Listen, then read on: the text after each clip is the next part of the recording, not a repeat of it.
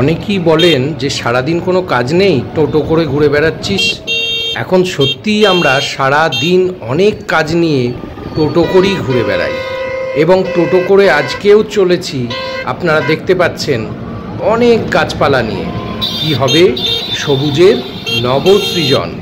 আজকে কোথায় কোথায় আমরা গাছ লাগাবো এবং সারাদিন কি করছি আমরা গাছ লাগানোর পাশাপাশি, সেটা পুরোটা জানতে হলে, দেখতে হলে ভিডিওর শেষ অবধি আপনাদেরকে থাকতে হবে বন্ধুরা।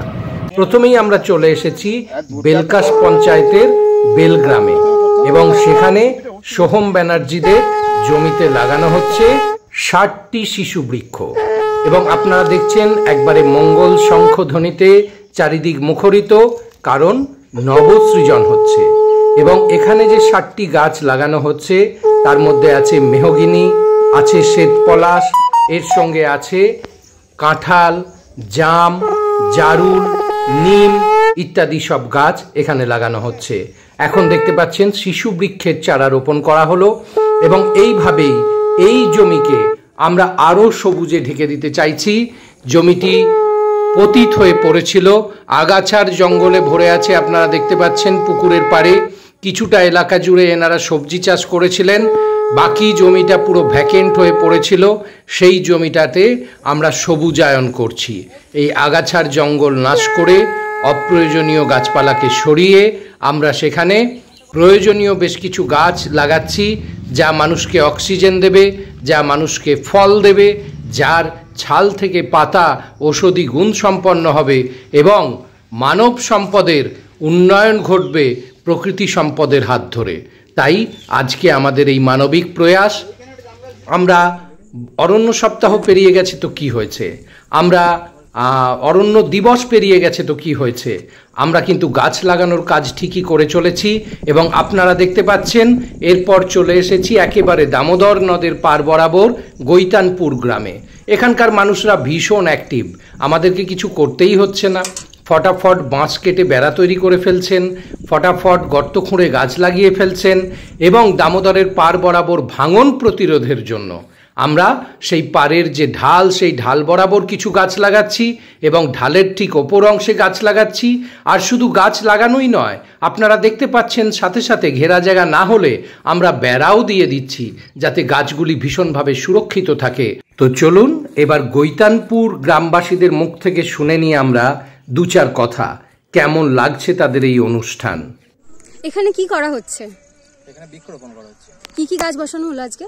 অনেক রকমের গাছ আছে, যেমন জামরুল আছে, তারপর সোনারূপো আছে, শাল আছে। আচ্ছা, এটা মানে কোন জায়গা, কোথায় করা হচ্ছে এই জায়গাটা? গৈতানপুর গ্রাম, মহাপ্রভু মন্দির যেখানে মেলা হয়, মেলা, সেই স্থান এটা। আচ্ছা, এই যে বৃক্ষ বসানো হচ্ছে আপনাদের কেমন লাগছে? খুবই ভালো লাগলো। আপনারা কি চাইবেন পরে এরকম করা হোক? অবশ্যই। তো বন্ধুরা, আপনারা দেখতেই পাচ্ছেন গ্রামবাসীদের উৎসাহে সবুজে সবুজে ভরে উঠছে এবং শুধু সবুজে সবুজে ভরে ওঠাই নয়, বর্ষায় দামোদর নদীর ভাঙন যাতে আগামীতে প্রতিরোধ করা সম্ভব হয়, তাই নদীর পার বরাবর গাছ লাগানো চলছে। অর্থাৎ শুধু সবুজের কথা ভাবলে হবে না, স্থানীয় মানুষের নিরাপত্তার কথাও ভাবতে হবে। আর বর্ধমান সদর পেয়ারা নিউট্রিশন ওয়েলফেয়ার সোসাইটি যারা দাবি করে মানুষের সাথে মানুষের পাশে, শুধু এটা দাবি নয়, শুধু এটা কথার কথা নয়, মানুষের সমস্ত সুবিধা অসুবিধার দিকটি বিবেচনা করেই তারা কাজ করেন সর্বদা এবং এইভাবেই তারা এগিয়ে যেতে চান আগামী দিনেও। শুধু আপনারা যেভাবে পাশে থাকছেন, যেভাবে সাথে থাকছেন, একটু সঙ্গ দিন এবং ভাবুন, এই রোদে গরমে আমরা সমস্ত কিছুকে উপেক্ষা করে, জল বৃষ্টিকে উপেক্ষা করে নিরন্তর কাজ করে চলেছি। আপনারা যদি আরেকটু মানবিক দিকটি আমাদের কাছে তুলে ধরেন তাহলে খুব ভালো লাগে। দয়া করে কিছু সাহায্য করুন। এরপরে আমরা চলে এলাম বর্ধমান শহরের শতাব্দী প্রাচীন টাউন স্কুলে এবং সেখানে আপনারা দেখতে পাচ্ছেন কিচেন গার্ডেন সংলগ্ন এলাকায় প্রায় 10 কাঠা জায়গা জুড়ে চলছে পার্থেনিয়াম নিধন। এবং শুধু পার্থেনিয়াম নিধন নয়, আপনারা দেখতে পাচ্ছেন চারিপাশে যত্রতত্র প্লাস্টিকের আবর্জনা পড়ে আছে। এই প্লাস্টিক আবর্জনা এবং পার্থেনিয়ামের মধ্যেই বাচ্চারা খেলা করছে। আমরা সেই এলাকাকে সুরক্ষিত করতে চাই। পার্থেনিয়াম ধ্বংস তো করবই বন্ধুরা, তার সঙ্গে এই স্তূপা আকারে থাকা যে সমস্ত প্লাস্টিকের জঙ্গল, আমরা গাছের গোড়া থেকে, আমরা জঙ্গলের ফাঁক ফোঁকর থেকে এই সমস্ত প্লাস্টিককে এক কাছে জড়ো করেছি এই স্কুলের যারা আছেন পরিচালন সমিতি তাদের কাছে অনুরোধ করব এই প্লাস্টিক আবর্জনাগুলি মিউনিসিপ্যালিটির গাড়িতে দিয়ে দিন, তাহলে এই আনকন্ট্রোলড যে ওয়েস্ট সেগুলো কন্ট্রোলড ওয়েতে চলে যাবে এবং সেখান থেকে পরিবেশ সুরক্ষিত থাকবে, কারণ আনকন্ট্রোলড গার্বেজই মাটিকে নষ্ট করে।